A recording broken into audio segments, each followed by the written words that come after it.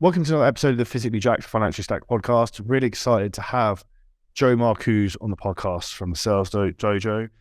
Joe is a master sales trainer. Is going to give us tons and tons of value to make sure we can get more prospects over the line, so we can make sure we have that more value, change in their lives, and remove. One of the things we'll talk about today is trying to prevent objections coming up before they come up, and you're having to tackle that beast. So thank you very much for your time, Joe. It's an absolute pleasure to be here, Charlie. It's always great to see you, man. You always look jacked, dude.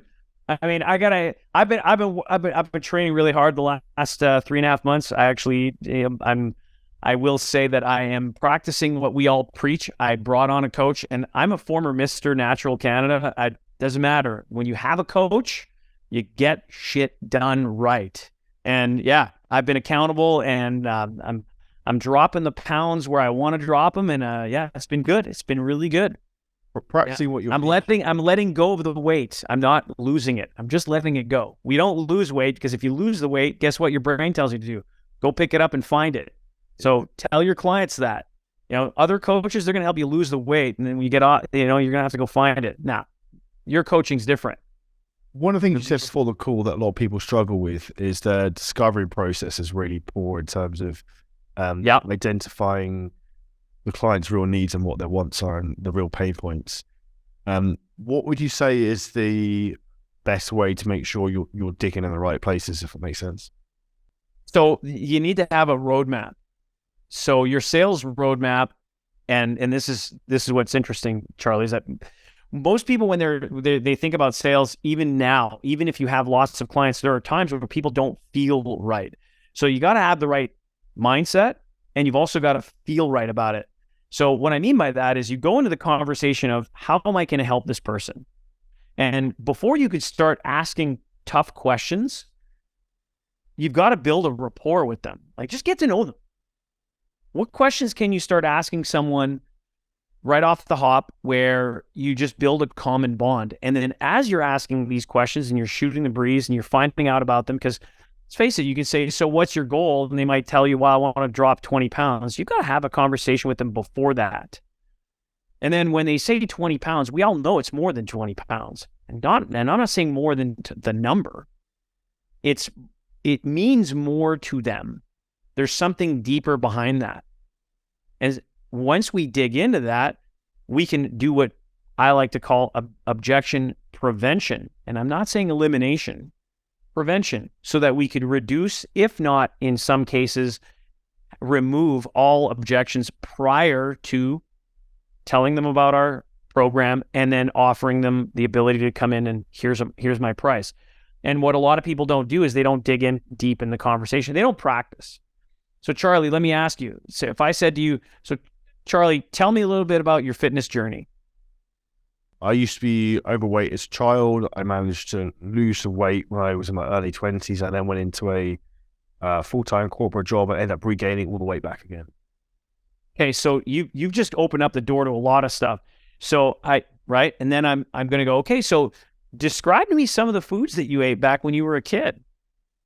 And you just started having fun with it. Yeah, Pop-Tarts, orange juice, Ben & Jerry's, cereal. Oh, Ben & Jerry's. So real, right? So again, we need to be interested. So like, Charlie, really, when you mention Ben & Jerry's, what's your favorite flavor?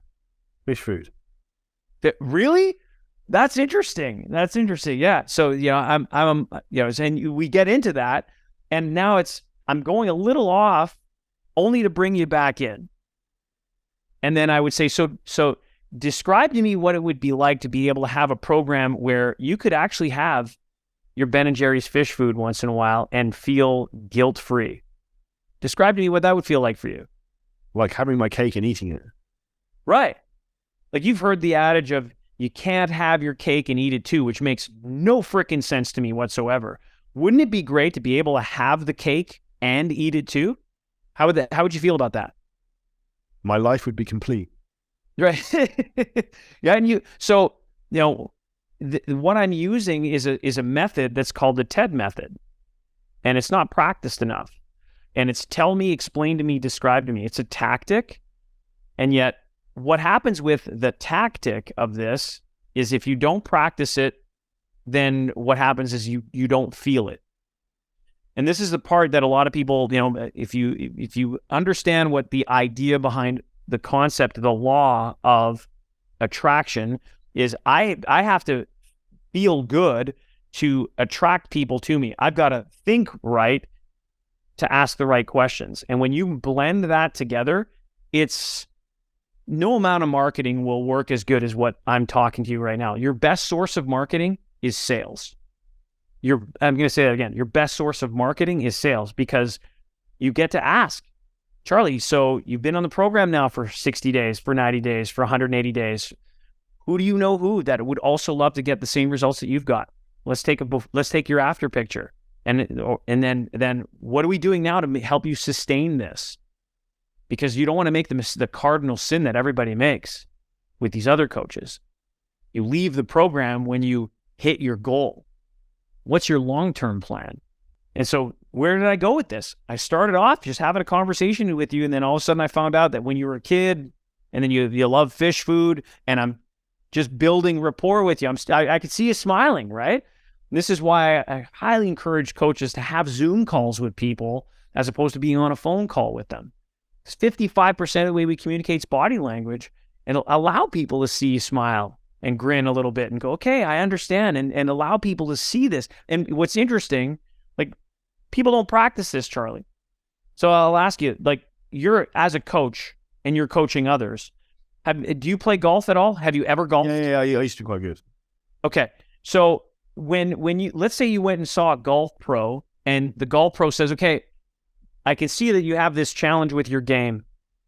And what I'm going to do is I'm going to get you to change the grip on your club. The first few times that you try this new swing with this new grip, you're going in what's called the terror barrier.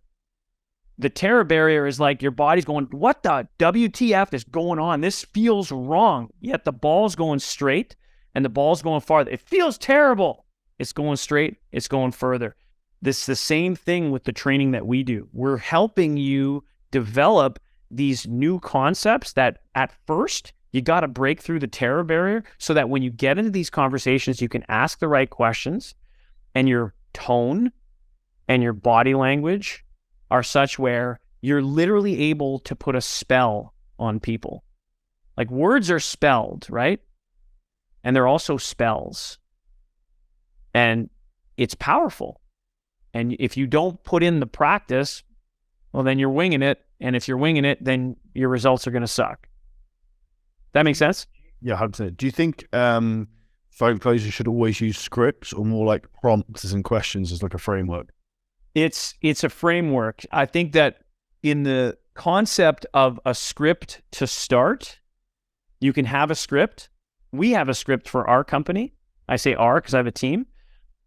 Most of the people now don't need the script anymore. They've got the script. What we want is, it's a framework, it's a roadmap, and you can always go back to it as, where am I right now? I don't have to sit there and read it. The intention is, do it this way, start it this way, you imitate it, and it's no different than playing a piece of music. If you're a musician, you'd understand that you've got to look at the notes and understand the notes. Then you take the sheet music and you throw it away, and then you just play it with the passion and the authenticity that you bring. So you still have to know, where is this song headed? You can't change the notes, although you can change the rhythm, you can change the tone, you can change the beat. And that's the same thing with a, I don't like to even call it a sales conversation anymore. I want you to call it a buying conversation. I want people to come to me and they're compelled to buy. Like, Charlie, do you like being sold? No. And do you think anybody listening actually likes to try to convince people? I don't want to have to convince anyone. If there was a way to be able to structure questions where people weren't feeling, and again, coming back to that word, that feeling of discomfort while looking to help someone, whereas now I'm just coming to the table where I know these are going to be tough questions for them, and they are feeling what I'm feeling, and we build that rapport and common bond, people will buy. And that's the difference. And we talked about this earlier. What's the business been like for a lot of people over the last 7 to 9 months. It's been challenging. Slow. And so now every guest, or what some people might call lead or prospect, I like to call them guests because they're only customers or clients when they pay you. Every guest counts. Everyone. And also, like, the way I like people to think is that you could use your wording. You can use guests to acquire more guests. So if you do a really good job, they sign up. They're going to bring their buddies along as well, right? And then that's not a sales conversation. That's a buying conversation. Absolutely. And so the trying to convince people are talking too much, and they're dropping all of their details and what they can do and how they can do it. And that's being pushy. So instead of pushing someone, how can I come in where, hey, I'm attracting them, and you can see it. You can see it on their face. And where does it come down to? People aren't buying the program as much as they're buying you. So what is it that you've done that has given people that, hey, I gotten to know you, so that's your social media, you've done really well, and then they like what they see. Now they get on the call with you and they just need to confirm, can I trust this person? Like, is this person really trustworthy? And they're gonna know immediately in conversation, which is why I buy in conversation as opposed to trying to sell them.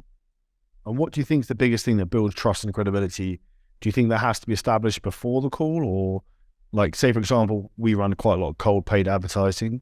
So that is something we find a challenge, that we're like effectively dragging people off of the internet and then trying to sell the fitness program sometimes. Yeah, I can't speak to everybody's business. I can say that cold DMs is a long haul. And I think people are starting to get very savvy on that. And so we were talking about webinars even previously, where you could deliver tons of value and you could give. And what ends up happening is people don't want to be sold. And so what's the winning combination is you have to give even more. I know this sounds completely counterintuitive. You have to come to the table of, how much more can I give so that people can get results in advance? And then what's the missing piece that they can only get through me? And what's the missing piece for most people? I hear the word accountability. That definitely is something that holds people different from other coaches and whatnot.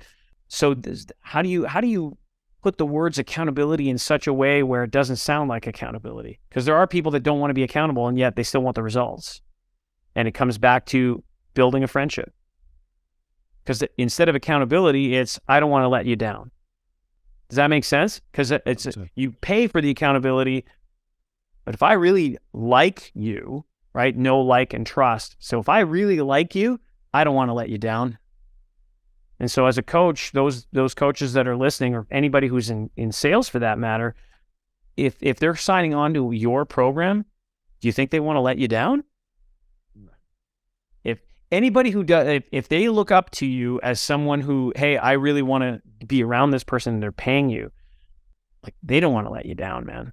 Unless you're just in it for the money, they'll figure it out. Then there's people that are program jumpers. And then there are people that are loyal. They're loyal because they've gone to the point where they love you. And because they love you and they feel so strongly about you, they don't want to let you down. They won't leave because they don't want to let you down. That's a good place to be when you're delivering value. 100%.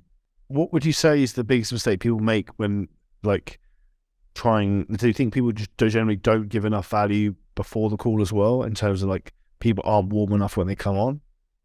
That could be part of the issue. Again, there's some coaches where they'll take any lead that they can get. There's a difference between being busy and being productive. So my suggestion is, you tell me, Charlie, would you rather be getting the ideal client, or do you just want to be able to fill up your calendar and say, yeah, I've got like 60 calls this week? What would your preference be? You'd only have calls you could actually close, Butcher. It is a waste of time. So, and I, for the listener, how does it feel when you waste your time or somebody doesn't show, even worse, somebody does show, you spend a whole bunch of time with someone who's just not the right fit, because we cannot take everybody on. It's impossible. What does that feel like? It's draining. It's like the energy vampire scenario, right? It almost ruins your day to a degree. So we've taken on this approach, Charlie, where our live sessions right now, we're only allowing one guest to come in per session. And so depending on the week, I could literally say we'll vet people to, you know what, I'm only allowing one person. So that's 6 people that are coming in this week. That's it. Yet the closing ratio is incredibly high because this becomes my ideal client. And I would rather have that than run around and wasting a ton of time in the DM when I could just have fewer conversations going, because they're real conversations. I've seen coaches tell me, oh yeah, I've let conversations slip. They haven't replied to somebody for 2 weeks because they got too many of them going on. It's quality over quantity. Do you believe ever in a 2-call close? Yes. And the context is this. And it depends. Yes, you can do a 1-call close if someone gives you all of the signals. A 2-call close can definitely work. And I think that you can have a clarity call and confirm with someone that, yep, you're the right fit. And yet if you have another call back to back, I mean, my suggestion, by the way, is most people take way too little time on a clarity call. They try to jam it so that in 10 to 15 minutes it's over. You can actually get the majority of the discovery done on the clarity call. If they're on the call with you and you really build know, like, and trust during that time, then your secondary call, it's semantics. They're already ready on that second call. So you could decrease the second call and really do the work on the front end. So if you want to get more calls, a strategy could be instead of setting up a 30-minute call for a clarity call, because most people are less apt to book that, you could book a 10-minute call. And then at the beginning of it, say, hey, Charlie, listen, if things are going really well with our conversation, I've actually got an additional 15 minutes that I've left open. Are you opposed, using a no-oriented question, are you opposed to maintaining that conversation if things are going well? No, I'm not opposed. Okay, great. And then you jump into your conversation. And I would rather give myself a little bit of extra time without giving that person that feeling that they're being rushed or felt like a number. Right now, I would rather have quality, ideal clients than a packed calendar and not having the right vision. What do you feel is the main reason most people struggle with phone closing? With phone closing? Yeah. They're getting off the track, period. We'll do call audits. So if anybody's interested, I mean, I can tell you this, this is where you literally are opening up your kimono. I will take the call recording. So if you're not recording your call, that's a big no-no. The other thing is give it to someone, give it to a professional. So we do this, and we've seen multiple calls where people are off the rails. They're trying to take shortcuts, or we could see that the energy changes. We could feel the energy change on the recording. You can see it in people's faces. Or if there's a little bit of resistance, then the coach takes on this different persona where they're dropping their price too early. They're asking the wrong question. The sequence of questions are wrong. So the discovery, there's openings that happen, just like you gave the example of, I was a young guy, I was overweight as a kid, took on this job and all this, added all this weight. There's so many, there were at least 3 opportunities for me to start digging deep. And most coaches just hear that, they move on. And I'm looking at you right now on Zoom. I see you've got a pen, and it's an example. Take notes. Even if you have a photographic memory. If I'm doing this, Charlie, and I'm taking notes of the things that you're saying, even if I had a photographic memory, what is the message that I'm saying? Actively listening, right? Absolutely. The problem with most people that are actively listening So what do they usually do when they actively listen? Good nodding dog. Right. And what does this mean? They're agreeing. Yeah, it means yes. And so at times, then all of a sudden, this is an example of the grip feeling weird. Then when somebody says, wow, you know what? I didn't think it was going to be that much money. And I'm agreeing with them. It's like, this is the type of stuff that I see on calls all the time. And it's like, stop. And people don't realize it. If 55, the science is fact. 55% of the way we communicate is body language. 38 is tone. Everybody's caught up on the script. Just grab a blueprint of what your sales roadmap should be. Follow the blueprint. You don't have to follow the script to a T. Be authentic, be yourself, and practice your tone and your body language. And you have to feel it. This is literally, there are laws that are irrefutable. It's whether it's science or it's the law of attraction, which for some people are like, that's a little out there, Jonas. Listen, Charlie, you're prime example of how the law of attraction works. You've chosen to live in Dubai. What's the energy in Dubai for you? Super high frequency. So what's the frequency that some people have when they get on their sales calls with people? Flat as a pancake. And so going in, they're already on an uphill battle. What would it mean for someone to be able to show up to a call and their energy is such where it attracts, it's that high frequency that people want to be around? Like an easy thing that I do, which is a bit weird, but I do like 10 push-ups before. So I'm like, my heart rate's up and I'm like awake. That makes sense. Yeah, 100%. You can tell I'm standing up. Yeah. Like there are times if I'm going to be on a podcast, if I'm going to be in an interview, unless it's hey, we're sitting down on stage and on purpose they've set up the lounge chairs to be that way. That's a different story. In this context, the energy has to be attractive, and the way that we ask questions, we need to make it so that it's memorable. Because they're going to get off the call, especially on a 2-call close, and they need to be so fired up that they're already ready to make the decision to say yes. What is a sale? What is a buying conversation? It's a structured conversation where we're just helping people make the decision to say yes. It's what it is. What would you say in regards to people, like tonality is a big thing? Have you got any suggestions or anything like that you teach to help people be better at closing? Yeah. I mean, tone is 38% of the way that we communicate. There are things that, again, it takes practice. Once you get to a level of mastery of this, it becomes more memorable. And I'm doing it right now. If I was just monotone in the way that I had a conversation with someone, people would forget very quickly the way that I was speaking. And yet if I brought to you, you're smiling. And yet if I bring to you a way of conversation where it's more melodic, and go back to the idea of music.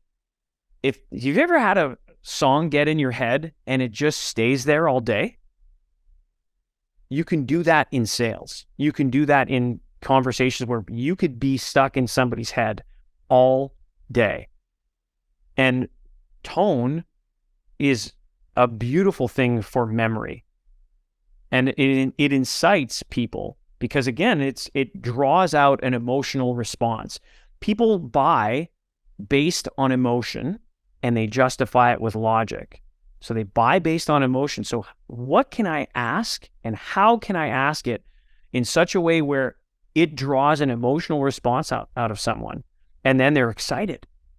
So you're proof positive of that, Charlie. You're in that space where you live because of the high frequency. Can you bring that high frequency to a call without feeling pushy? Yeah, you can. Do you see a difference between selling products business to consumer versus business to business? So for example, if you were selling fitness products to help people lose weight, or you're selling a business product to help people make money? Yes, there is a difference, and it depends on when it's a business product, it depends on a corporate space. Like we do corporate training as well. So on the corporate end, the sales cycle is longer. and there are other people involved. That doesn't mean that the rules of handling the objection are any different. It's the same. So the spouse objection, I need to go speak to my wife. I need to go speak to my husband. You're smirking, so you've heard it before, right? There's an expression on sales calls, right? It's like when every call someone's getting sold, it's either the buyer or the seller. That's it. Yeah, that's it. Yeah, it's if you go back to the movie Boiler Room, where either you're selling them some stock or they're selling you on why they're not buying it. Either way, a sale is made on every call you make. So who's going to close? You or them? All right, that's it. I'm done. Now be relentless, right? That's what he says. It's a great scene, and it's true. We need to be relentless in our pursuit of being better at articulating. And the sales cycle for business to business, even though it's longer, the rules still apply. There's a roadmap. And if you're running into the spouse objection, for example, the rules still apply, whether it's I need to speak to my spouse or I need to go speak to my boss, I need to speak to accounting, I need to speak to whoever. The rules will still apply and you can still close. And most people are breaking the rules, but they don't know the rules and they don't practice the rules so they can get better at it. Because you can time collapse this whole thing. That's the beautiful thing about it. I'd rather work less and make more. I don't know why people are feeling like they need to have, they're busy as opposed to being productive.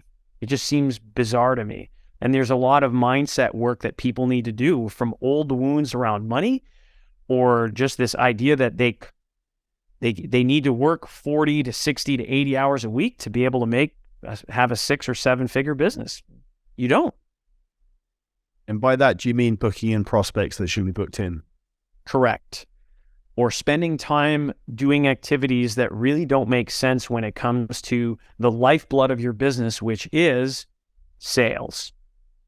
The end of it all, you can only cut expenses so far, especially in an economy where things are slowing down. Okay. What doesn't change is you still need to have people buy from you. And so, we were talking about, there's a season right now that we're seeding and we're reaping, right? So right now, hey, we're sowing, right? We're putting in a lot of time to be able to nurture people so that eventually we'll get to a different economy. That's okay. Right now, then, why would I want to spend so much time forcing leads to come on calls that just aren't a good fit? Better off focusing on who's the ideal person that I want, putting it at a price that really makes a lot of sense. That's very much what we've done with our business model. One of the big platforms we really crush it with is LinkedIn. Yeah. Exact reason, because the people who come from that platform are professionals. You don't tend to price objections, and they take it like, if they're on the call, they're serious because they value their time. They're not going to be tire kickers, if that makes sense. Right. And the LinkedIn clientele, which I do very well on that one as well, because these are business people. I do deal with a lot of coaches in a variety of different industries, not just the health and wellness industry. Although health, fitness, I was telling you prior to recording, the health practitioner has really taken off. Sleep dentistry. I didn't even know this was a thing. I got asked to go speak at a sleep dentistry conference back in January for people with sleep apnea. It's this massive blue ocean of challenge that we're able to help these dentists who are helping so many people that don't have enough sleep. They're not sleeping in the same room with their husbands or wives. I mean, these are serious problems, and these are high ticket items. Like a sleep appliance, dental appliances, they're around $5,000. And when somebody's thinking about getting a CPAP machine, so whether it's products or services, the rules are all the same. We need to have people buy from us as opposed to feeling sold. When you do have people come up with objections, what do you think the main objections people are probably going to have are what be like price, spousal objection? They need to generally think about it. Or lack of self-belief that they can. Yeah. How would you handle those 4 objections? Yeah. So there's 3 different categories of objections overall. There's the external forces of time and money, right? They say, I don't have time, I don't have money, I can't afford it, it's expensive. What kind of price can I get? Is this ever go on sale? That's one. Number two is the internal fears. Why do people give you an objection, Charlie? Because they don't believe they can do it. Right. They're afraid. They don't believe it. If you're a coach and you're listening to this right now, here's the thing. They don't have to believe that they can do it. They have to believe that you can get them there. Certainty, right? Absolutely. Certainty. So in other words, I am certain so much in my program that I guarantee it or your money back. It's guaranteed or you don't pay. So I know the program works. That's certainty. If somebody says to me, I'm not sure about my ability to let go or drop this weight, it's like I want you to have the conviction and that sense of obligation, and this comes back to feeling with the right tone. You don't have to know that you can do it. You just have to know that I can help you do it. That's the job of the coach. So then you've got, again, external forces, internal fears. Then you've got other people's power. People give up their power, and this is where they say, I've got to speak to someone else. I've got to speak to my spouse. And then beyond all of that, and so how do we handle these objections? 2 steps. And the blueprint is so easy. We acknowledge people. And too many salespeople or too many coaches forget this valuable piece. They jump right to a question. So it's you know what, Charlie, I really like the idea of it. It's just, it's a lot more money than I would have thought. And people go, what are you comparing it to? Or compared to what? And that becomes abrasive. And if you just took the time to acknowledge the person first and say, well, Charlie, I really appreciate you letting me know your situation right now. I'm just curious, are you suggesting that this is something that's a little on the expensive side, or are you suggesting that this is just a question of cash flow to make it affordable? What I want to do is I want to isolate what the objection was, because when somebody says it was more money than I thought, I'm not sure if I'm being compared or if this is just a situation that I can help them with. And then using body language, if they say, well, it's just more money than I can afford at the moment. It's our job with conviction. And you'll note that if you play this back, I don't use a lot of filler words. Filler words like, stuttering. What happens when you use those types of words, if you're familiar with Jordan Peterson, he would tell you the same thing. You lose your level of authority. Certainty goes down. Absolutely. And so this is all part of the practice process.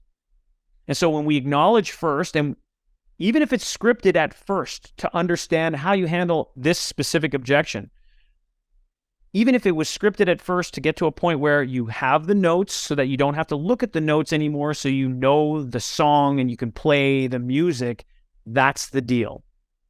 That's really the deal. So objection prevention, absolutely you need it. And you need to know how to handle the objections when they do come up, because if you don't, and then all of a sudden it's stutter, and everything else like that, your authority drops like a brick and you've lost. And all that time that you've spent building your authority in the eyes of this person who truly needs your help, it's a question of obligation. I come to this conversation obliged to help. And when people are feeling that comfortable, they will buy. And so how can you articulate your words? Yeah. Just speaking clearly and concisely, right? It's knowing what to say and how to say it. The script or the words are only 7% of the solution. 93% of the problem that most people listening to this right now, they don't even realize that they have the problem unless they were listening to their call recording, or if they just came and practiced for themselves, they would see it. And these little things add up. The body language is way off. You're sending a mixed message. When you have that level of certainty, Charlie, for example, where you've gotten a streak of sales and all of a sudden you're like 5 out of 5, 6 out of 6, 7 out of 7. Right? You're smiling right now. All of a sudden, it's like you can't do wrong. If you're at 2 out of 4 or 2 out of 5 or 2 out of 10, it changes the way that you come to these conversations. Your energy's off. The vibration's not a high frequency vibration. It's a low frequency.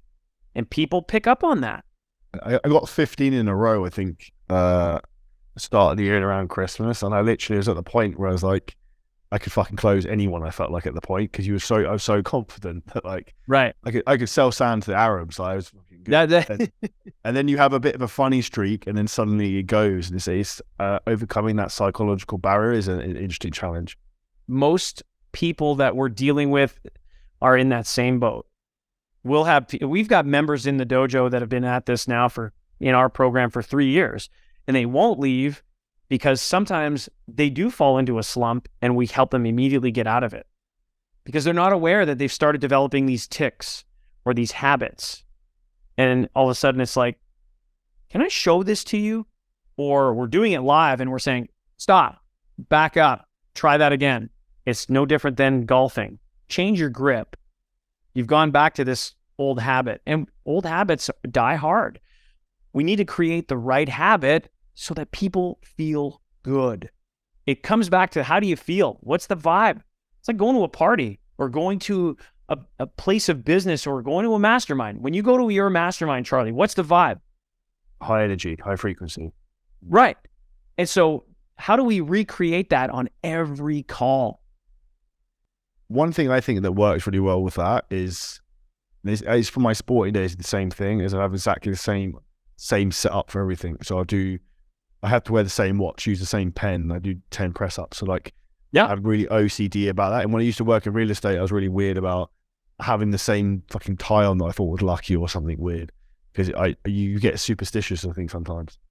And there's nothing wrong with that. As a matter of fact, there's some studies that we've done and that we've picked up from other people that have done the superstitious studies within sports and within sales and within music. You can see these people, for example, it's not Federer, it's Nadal. He actually, when he sits down in tennis, we show this video in one of our sessions where he actually has to have his specific bottles of Evian water.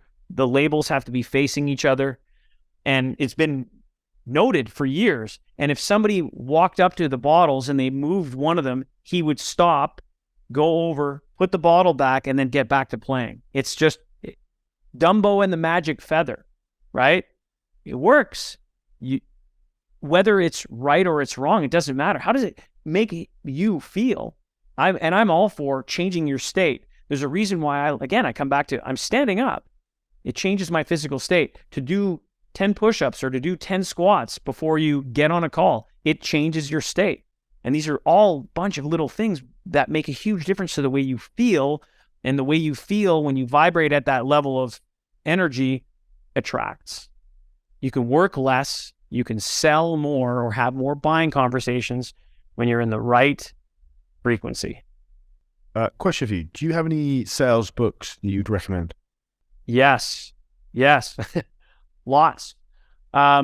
So I would go into Persuasion by Robert Cialdini.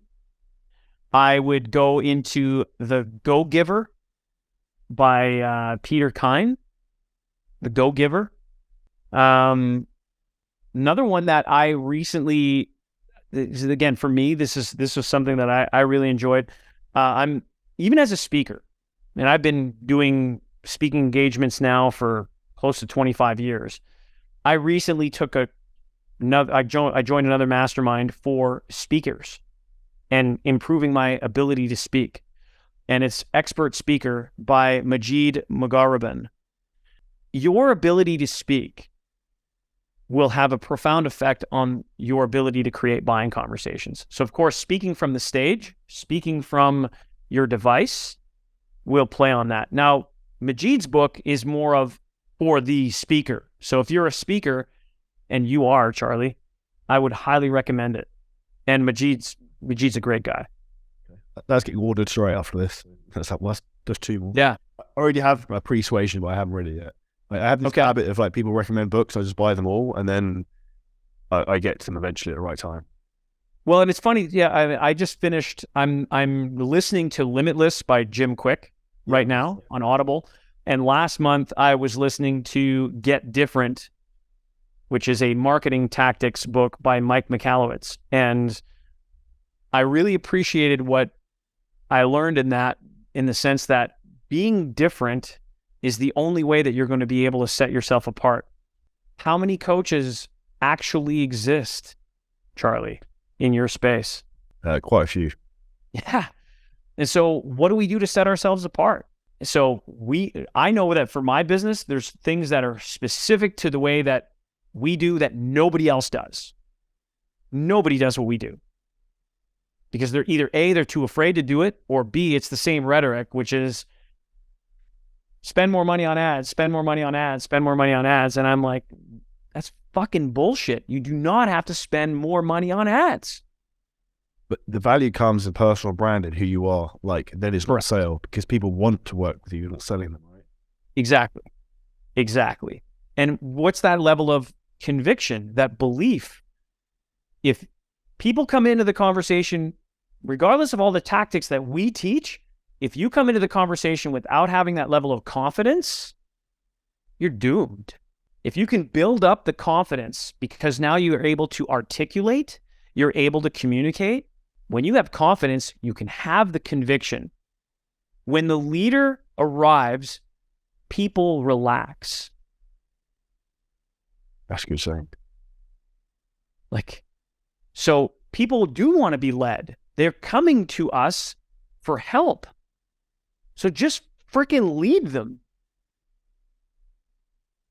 And you got to earn the right to do so. You got to earn the right to pitch. You got to earn the right to tell them your price. If you do it too soon, you're off the map. And that's where people are making mistakes. So it's all part of energy, conviction, confidence. It's all of it. It comes together, Charlie. And I know you get it. You've accomplished it. There's a lot of people that might be listening that they may not know how to build that or create that. So that's why you guys like you and I exist. We're here to help these people. Exactly. And people aren't aware of their full potential, what they're really possible of, until the way I explained to you was like, people just need confidence. It's like a flywheel. It takes a lot to get it going, but as soon as it's moving, it's easier to go faster and faster and faster. Yeah. Or if you're like in Canada and a snowball going down the hill, like, takes a bit to get it moving, and then when it's going, as it goes, yeah, it's hard to stop it. Most people, like, if you listen to this right now, are afraid to push the snowball or start the flywheel. They're too afraid of what goes wrong. But I think people need to think about what goes right. Yeah, that's definitely another piece that people are afraid of. They're afraid of their own potential, of how good of a or big of an impact that they can make on people's lives, and or making that kind of money. If there's one thing that I would love for people to really take in from this conversation, is 3 words that I want people to say to themselves. I am worthy. I am worthy. You know how many people don't say that about themselves, and they're their own block? Most times it's if you're feeling, come back to this whole thing. I keep saying confidence, conviction, the energy that we have that attracts. If my energy is, I am not worthy, if that's what I'm feeling, you're absolutely right. Whether you think you can or you can't, you're right. If I am not worthy is how you feel, you're right. That's why sales aren't working. To finish up, one last question for you. If I came to you tomorrow and I was a sales I was struggling to close calls, what would be the first tip you'd give me to improve? I'd say come practice. Honest to God, you have to come and practice, because if you're struggling right now, without the right practice, you'll keep developing and creating bad habits. It's as simple as that. And come practice live. Find yourself, if you said to me, even if it wasn't me, find a sales mentor who's been there, who's done it, and who helps people, so that you can practice and then you can get the course corrections needed now. So if it's not me, that's fine. There's other sales trainers out there and other sales programs out there. The question becomes, Where are you going to be able to get those live course corrections so that immediate action gets taken? Because you could, for example, I can go and watch a golfing video as opposed to getting a golf pro to actually watch my swing.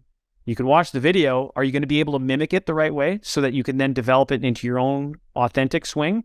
Because that's how it starts. There's that, I need to mimic it first, then make it my own. And I think the interesting thing is business is how many proverbial swings are you missing on calls that's costing you a lot of money? More than people realize. And it's not just money anymore, Charlie. It's also peace of mind. That feeling of freedom. Yeah, I really feel for people because we get people that come into the program on verge of bankruptcy. And it's fun to be able to see people turn things around. More now, it's like I like to say that I'm the guy that's helping people make a lot of money. It's great. It feels good to be able to say that. Where's the best place for anyone to find out with you, Joe? Find out about you, Joe, get in touch, or find out more about the Sales Dojo? I would say, because I think your audience is on Instagram, go to Instagram, Coach Joe Marcoux. If you're on LinkedIn, that's my top platform. However, Coach Joe Marcoux on Instagram or Joe Marcoux on LinkedIn. Absolutely. Thanks for having me, man. This is always a pleasure. We'll no doubt do another episode soon. So everyone listen to this, make sure you leave us a 5-star review, subscribe. If you're watching on YouTube, make sure you like and drop any comments below. And we'll see you next episode very soon. And big thank you to Joe.